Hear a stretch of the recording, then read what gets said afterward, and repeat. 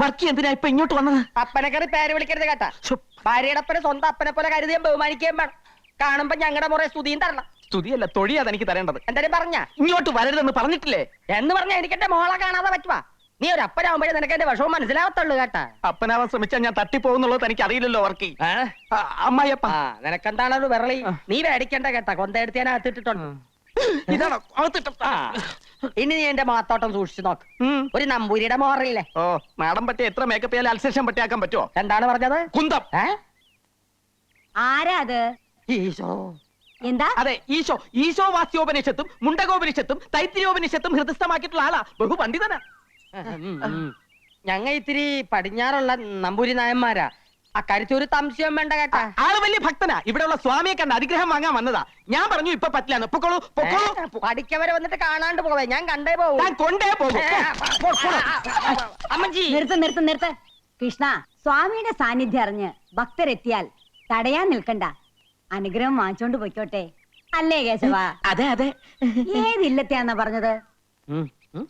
കോങ്ങാണ്ടൂർ കോവിലകത്തെ ബാലരാമവർമ്മയുടെ അനന്തരവൻ രവിവർമ്മയുടെ ശ്യാലൻ ഹരിവർമ്മയുടെ മാതുലൻ. മതി മതിയോ?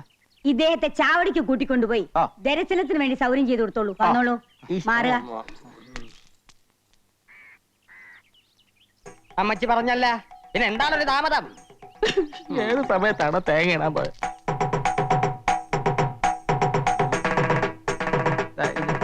ഇതേത് യുഗാണ്? ഇത് ഞാനാണപ്പ അപ്പന്റെ മകള് കൊച്ചു ത്രേസ്യ. എന്റെ മാതാവേ, ഇതെന്നാ കോലമാണ്? കോലോത്തത് നൃത്തബാല നടക്കാൻ പോണോ മകളെ? ആവേശാനന്ദ സ്വാമികളുടെ വേഷത്തിലിരിക്കുന്നത് നസ്രാണി പെണ്ണാണെന്ന് അറിഞ്ഞാൽ നൃത്തബാലയല്ല, മുത്തശ്ശിയുടെ സംഹാര താണ്ഡവം ഇവിടെ നടക്കും. താണ്ടോ? അതെന്താണ്? ഉണ്ടയാ? അയ്യോ, അപ്പനും മോളൊന്ന് ശബ്ദം കുറച്ച് സംസാരിക്കാൻ. പെണ്ണായി പറന്നിട്ടും സ്വാമികളായി ജീവിക്കാനാണപ്പാ എന്റെ വിധി. ഒരു സ്വാമിയായി ജനിച്ചിട്ട് പെണ്ണായി കഴിയുന്നതിലും എത്രയോ ഭേദമാണിത്, അല്ലേ? നീ താടിയും മുടിയൊക്കെ എടുത്ത് മാറ്റി. നിന്നെ ഞാനൊന്ന് ശരിക്ക് കണ്ടോട്ട് മകളെ. അപ്പനും മോളും കൂടെ എന്നെ കൊലക്ക് കൊടുത്തേ അടങ്ങുമല്ലേ? ഇങ്ങോട്ടാരും വരൂല്ല മകാനെ. വന്നാൽ ആര് സമാധാനം പറയും? കർത്താവ് പറയും. കർത്താവ് താടി എടുക്കാൻ പറ്റൂല. അയ്യോ, എന്റെ അപ്പന്റെ ഒരാശയല്ലേ. നിങ്ങൾ ആരാണ്ടും വരുന്നോന്നൊന്ന് നോക്കിക്കോ പ്ലീസ്. അപ്പോഴേക്കും ഞാൻ ഇതൊന്നും എടുക്കട്ടെ. മകളെ ഇങ്ങോട്ട് പോകുന്നേ പിന്നെ ഈ അപ്പന് ഒരു മനസമാധാനോ ഇല്ല. ഈ വർക്കിക്ക് ആണും പെണ്ണുമായിട്ട് ആകെ കൂടെ ഉള്ള സമ്പാദ്യമാണ് ഈ നിക്കണത്. അപ്പനെന്തിനാണ് ഇങ്ങനെ വ്യാകുലപ്പെടണത്? ആൾമാറാട്ടം നടത്തി ഇങ്ങനെ എത്ര കാലം ജീവിക്കും മകളെ? ഇങ്ങനെ ജീവിക്കണതിലും ഭേദം ചാകണതാണ്. എന്റെ മാതാവേ, പക്ഷേങ്കില് ഈ ബ്രഹ്മചാരിക്കട ശവവും കൊണ്ടേ കൊച്ചു ത്രേസ്യെ വിടുന്നു പോവും. അത് നല്ലതാണ്. ഓം ജയ് ഹനുമാൻ. ആരോട് ചോദിച്ചിട്ടാ നീ ഇതിനകത്ത് കയറിയത്? പാലൊക്കെ ഞാൻ കൊടുത്തോളാം, നീ പോയേ. അതെന്താ? ഞാൻ സ്വാമിക്ക് കൊടുത്തതിന്റെ കുഴപ്പം? സ്വാമി ഇപ്പൊ ശീർഷാസനത്തിൽ നിൽക്കുക. മാത്രമല്ല അങ്ങനെ പെണ്ണുങ്ങളുടെ കയ്യിൽ നിന്ന് പാല് വാങ്ങി കുടിക്കണം. നീ പോയാലാ പറഞ്ഞ അങ്ങോട്ട്. ആ പെണ്ണ് കണ്ടിരുന്ന ഈ രണ്ടിന്റെ ശവം ഇവിടുന്ന് കൊണ്ടുപോയാൽ അങ്ങനെ ഞങ്ങൾക്കടെ ശവം എടുക്കാൻ ഒരു നായും മറന്നിട്ടില്ല. ഒരു മാസത്തെ സമയം നിനക്ക് തരണം. എന്തിന്? ഈ വേഷം കെട്ടും ബ്രഹ്മചര്യവും മതിയാക്കി നീ ഒരു യഥാർത്ഥ ഭർത്താവാകണം, മനസ്സിലായ? എന്നിട്ട് എന്റെ മകാൾക്ക് വിശേഷം ഉണ്ടാക്കണം കേട്ടാ. അതെന്ത് വിശേഷം? അത് മകാള് പറഞ്ഞു തരും. അതെന്താണ്? അർഹതത്തുള്ളി അമ്മ ഇങ്ങോട്ട് വരുന്നുണ്ട്. അങ്ങോട്ടല്ല, ഇങ്ങോട്ട്. മകളെ, മകളെ, മിശിഹാപൂജാതനായി ഹല്ലേലൂയാ ഹല്ലേലൂയാ ഉണ്ണി മിശിഹാപൂജാത.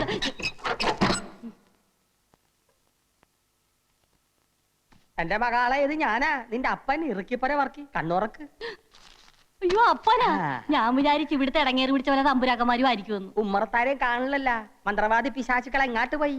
കഴിഞ്ഞ ദിവസം ഒരു തമ്പുരാൻ ഈ വീട്ടിൽ പാമ്പ് കടിച്ചു മരിച്ചു.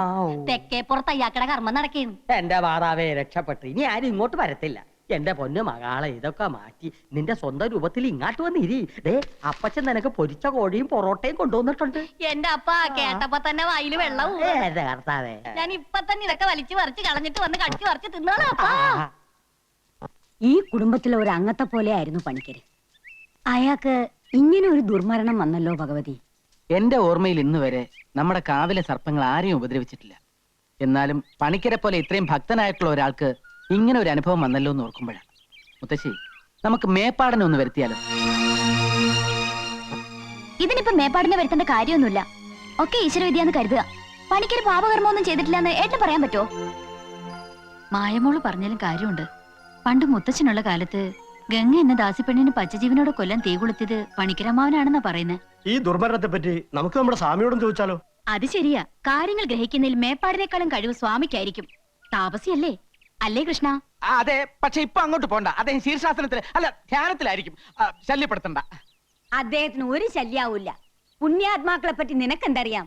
സ്വാമിയുടെ ജ്ഞാനദൃഷ്ടിയിൽ ചിലപ്പോ പണിക്കരുടെ ആത്മാവിനെ കുറിച്ച് വല്ലതും തെളിഞ്ഞാലോ? സാവിത്രി കൂടെ വാ, നമുക്കൊന്ന് ചോദിക്കാം. മുത്തശ്ശി, അങ്ങനെയാണെങ്കിൽ ഞാൻ കൂടെ വരാം. അദ്ദേഹത്തിന്റെ ഭാഷ നിങ്ങൾക്ക് മനസ്സിലാവില്ലല്ലോ. ആ. ജയ് ഹനുമാൻ.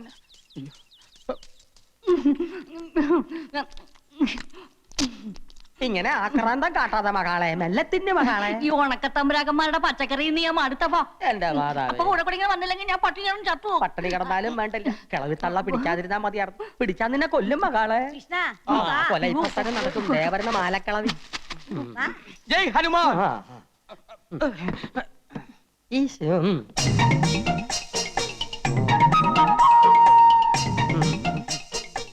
അല്ല, ഇതാ കോങ്ങാണ്ടൂർ കോലത്തെ തമ്പുരാനല്ലേ? അതെ, ഇതേതാ ഈ പെൺകുട്ടി? പൊറുക്കണം, എന്റെ മകളാ, മാപ്പാക്കണം. ഇവരെ ഈ മകളെയും കൂട്ടി സ്വാമിയെ കാണാൻ വരുമെന്ന് കഴിഞ്ഞ പ്രാവശ്യം വന്നപ്പോഴേ തമ്പുരാൻ എന്നോട് പറഞ്ഞിരുന്നു അല്ലേ? അതിന് മാപ്പാക്കാൻ എന്തിരിക്കുന്നു?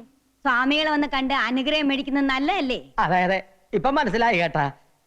സ്വാമികൾ എന്തേ അകത്ത് പ്രാർത്ഥനയിലാണോ? മുത്തശ്ശി ഇവിടെ നിന്ന് ഞാൻ പോയി നോക്കിട്ട് വരാം. പെണ്ണുങ്ങള് പൂജാമുറിക്കകത്ത് കയറുന്ന സ്വാമിക്ക് ഇഷ്ടമുള്ള കാര്യമല്ല.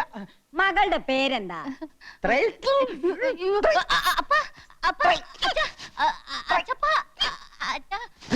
അയ്യോ, ഇതെന്ത് പറ്റി? കുട്ടിയുടെ പേര് ചോദിച്ചതാ. എന്താ തമ്പുരാന്? ഇത് ഗ്യാസാ. പിന്നെ കുട്ടിയുടെ പേര് ത്രയംബകം. ത്രയംബക തമ്പുരാട്ടി. ഇത് നേരത്തെ പറയാൻ പാടില്ലായിരുന്നാ? ഗ്യാസ് വലച്ച്. പൂജ കഴിഞ്ഞ് സ്വാമി ഇറങ്ങാറായോ കൃഷ്ണ? ഒരു 15 മിനിറ്റിന്റെ താമസമുണ്ട് മുത്തശ്ശി. മുത്തശ്ശി പൊക്കോളൂ, ഞാൻ സ്വാമിയെ കൂട്ടിക്കൊണ്ട് അങ്ങോട്ട് വന്നോളാം. ഏയ്, അത് വേണ്ട. ബഹുമാനിക്കേണ്ടവരെ നമ്മൾ ബഹുമാനിക്കണം. അയ്യോ, അതുകൊണ്ടല്ല. പൂജ കഴിഞ്ഞ് ഒരു 15 മിനിറ്റ് ടോയ്ലറ്റ് പോണം സ്വാമിക്ക്. അതുകൊണ്ടാ. എന്നാലേ ഞങ്ങൾ പോയിട്ട് പിന്നെ വന്ന് അതാ കണ്ടോളാം. നല്ലത്. സ്വാമികളെ കണ്ടിട്ടേ വീട്ടിലേക്ക് വരാം, ആഹാരം കഴിച്ചിട്ട് പോവാം. വരും, ഞങ്ങൾ തീർച്ചയായും വരും കേട്ടാ. താൻ ഊണ് കഴിക്കാൻ പോവല്ലേ? പോവും. തന്റെ മുട്ടകളെ ഞാൻ തല്ലി പൊടിക്കുവാ. പൊടിക്കും. പേടിപ്പിക്കാണാ? എന്നാ ഞങ്ങ പോണില്ല.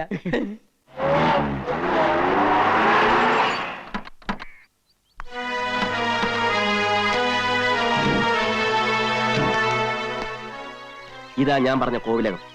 തലയ്ക്കകത്ത് യാതൊരു മൂളയില്ലാത്ത കുറെ തമ്പുരാക്കന്മാരാ ഇവിടെ ഉള്ളത്.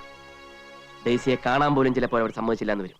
നമ്മുടെ പെങ്കൊച്ചിനെ വിട്ടു തന്നില്ലെങ്കിൽ നമുക്ക് ചങ്ങനാശ്ശേരി നാളെ ഇറക്കാം. അല്ലെങ്കിൽ എറണാകുളത്ത് പറ്റിയ ടീമുണ്ട്. എന്നതാ തോമാച്ച ഇത്?